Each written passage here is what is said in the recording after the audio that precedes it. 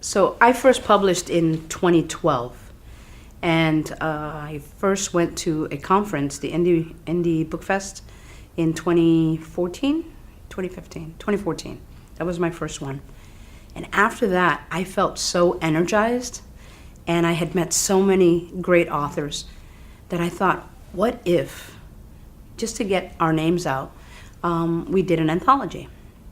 So I put it on the group page, and I invited folks, anybody interested in writing a 10,000-word thriller short story for an anthology called Thrill of the Hunt.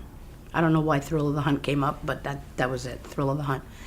And I got responses. I got 7 authors, and a foreword by Jana Oliver, who happened to be the featured speaker that year. So it was great. And I thought, okay, this is cool. This is a one-off. It wasn't a one-off. One of the authors asked, are we doing it again? And I was like, I don't know, are we doing it again? So we did another one. We kept it the same, Thrill of the Hunt. No specific theme, just suspenseful tales. And again, this time I had 10 authors involved instead of 7. I was like, okay, this is cool. Well, now I was in a rhythm. And the third one we did, I changed it. I changed the parameters for folks, which threw some folks. I created the town of Whitebridge. I created this whole mythos around this town. And that was for the third one. And I said, these are some of the main characters. You can create your own, but I want you to write something related to the town of Whitebridge, a town that only appears in our world one time a year. It connects to our world just one time a year. Some folks ran with it. Other folks, they struggled with it, but they did it because they didn't necessarily have to write in the town. They could just do a psychological. So two of the stories are actually just completely in somebody's head. They're great stories. And it did well, and people liked it. And for that one, I had 14 authors, which surprised me. I thought, okay, let's do another one. So this last one, I thought, let's do urban legends.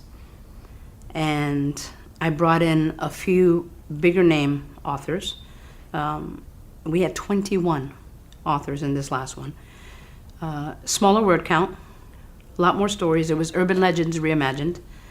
And the youngest was 12 years old. The oldest, I think, was probably me. But the youngest was 12 years old who submitted, and her story is beyond creepy. But when I read through all those, one of the things that I do is I edit. I do simple edits because they're supposed to turn it into me already edited. I do simple edits, and I just try to work a flow that's going to work. So if it's like the 21 stories, I did a shorter story, a longer story, a shorter story, a longer story, and I broke them up that way.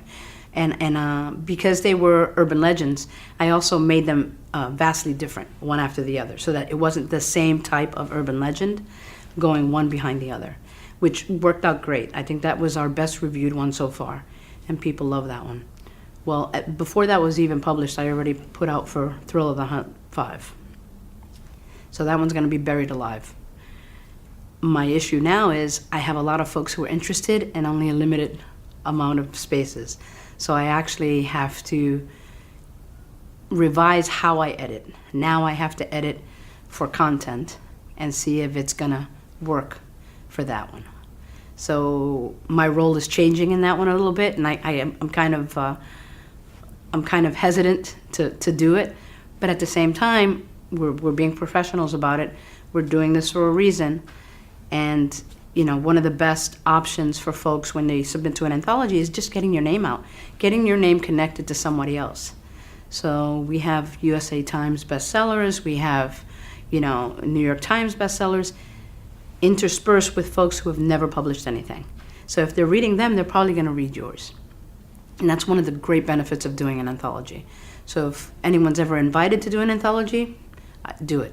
Unless it's something that's totally out of your comfort zone, do it. And now we're actually starting a new one called Thrill of the Heart, which is just romance, like Hallmark-style romance with a twist. So that one comes out in Valentine's Day, actually, the first one. And there's only 7 authors for that one, again. So I don't know where that'll go. But anthologies are a great way to get your stories out there and start publishing.